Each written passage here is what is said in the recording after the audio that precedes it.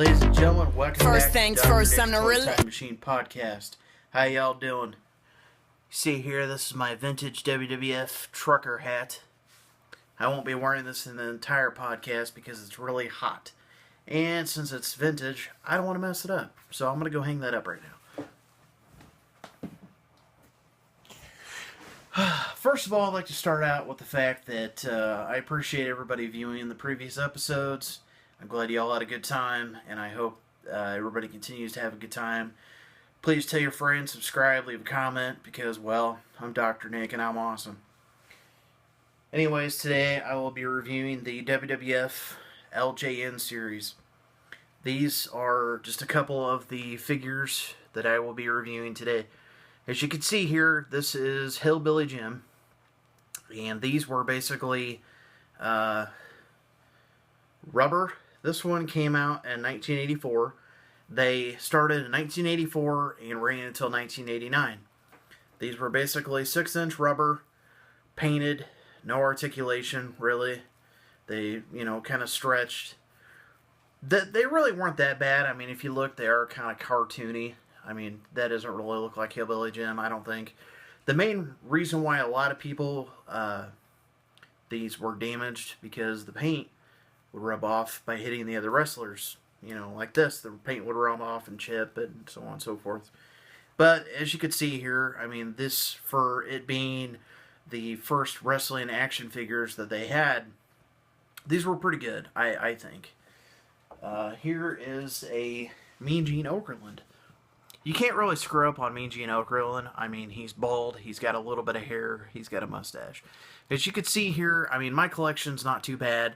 You can see the paint loss on the hair there, and a little bit of, paint loss on the hand, stuff like that. But, I mean, relatively, these are, a lot of people really don't like these. I personally like them because, well, I'm a fan of the 80s. I was born in 1989.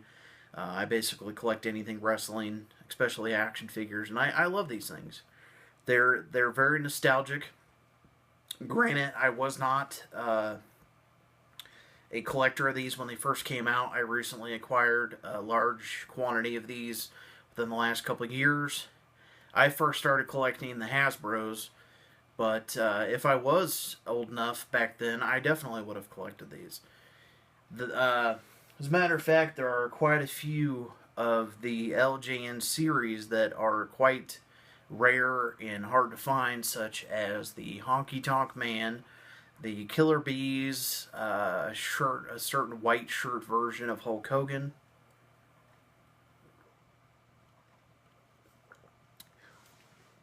Very thirsty. But basically, the LJN series was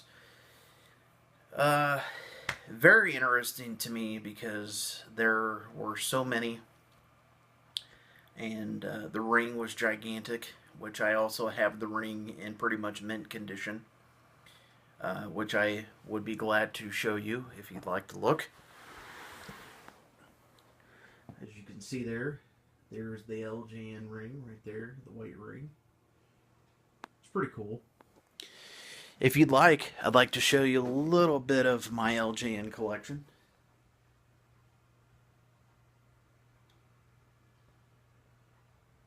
A little bit more down there. WCW tried to do its own version of the LJNs, which I will show you briefly. If I could find one, let me see. Here, right here, you have a Jimmy Hart. See there, it's basically the same type of material, the rubber. These were called, basically referred to as the OFSTMs, which were, old San Francisco Toy Company. And these came out in, I believe, the early 90s, and this was their attempt at the LJN series. They were okay. I've got a lot of them. I've pretty much got most of them. They had Sting, Harlem Heat, Jimmy Hart, Hulk Hogan, Nasty Boys, a lot of the other different mid-card wrestlers. But they were fun, and I mean, like I said, I'm a collector of all wrestling figures, so it doesn't really matter what they are. But, these, will always, hold a very special place in my collection. And I hope one day to pass these on to my children. And when I'm gone, these will still be around. I'll probably be buried with them, let's be honest. But I myself would love to go to some toy shows and some collector cons and stuff like that. Let's see what else we got today. What else could we talk about? Let's talk about the current state of the wrestling industry as a whole. There's so many things going on right now that it's almost impossible to keep up with all of it. I had a dream the other night that I had a time machine, and it was a DeLorean. No, I wasn't Marty McFly. But basically, if anybody out there had the opportunity to go back in time to any event, any time in wrestling at all, and relive that type of moment, what would it be?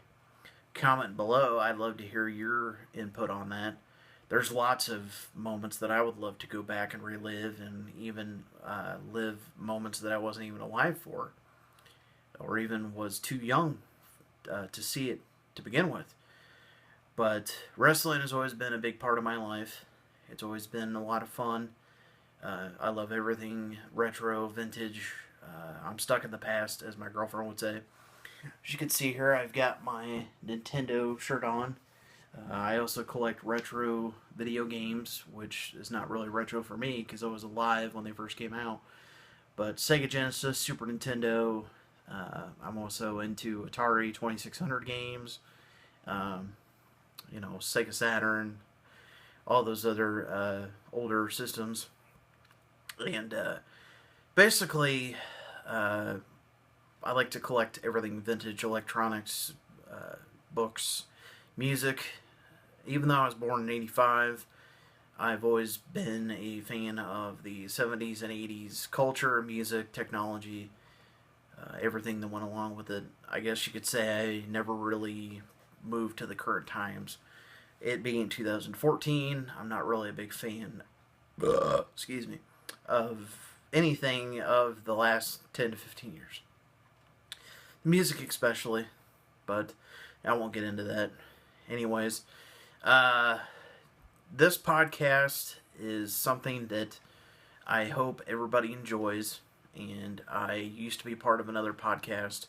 I decided to go solo, and I have so far had some success with the many good viewers out there. I really appreciate everybody tuning in and leaving comments, and on my sponsor on FNX, which is my sponsor that puts my podcast out.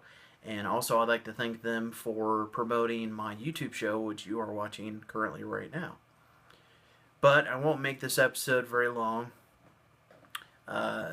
It's getting to be that point of the year where there obviously is no garage sales, no flea markets, stuff like that. So you won't really see any of those types of videos. You might see some toy hunts at like Meijer, Walmart, Target, stuff like that. I might do some reviews on stuff I see in the store.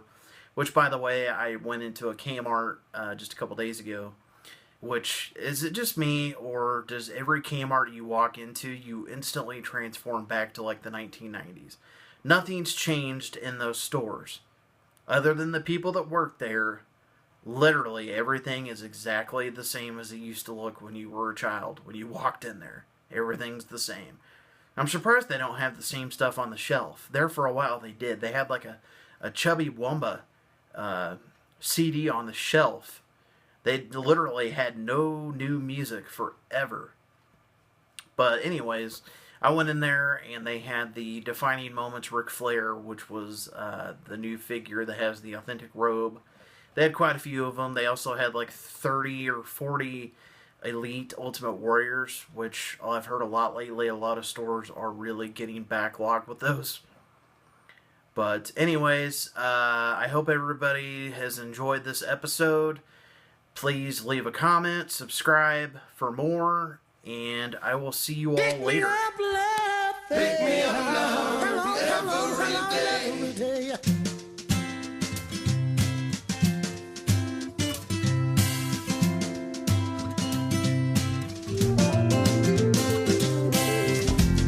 Pick me up.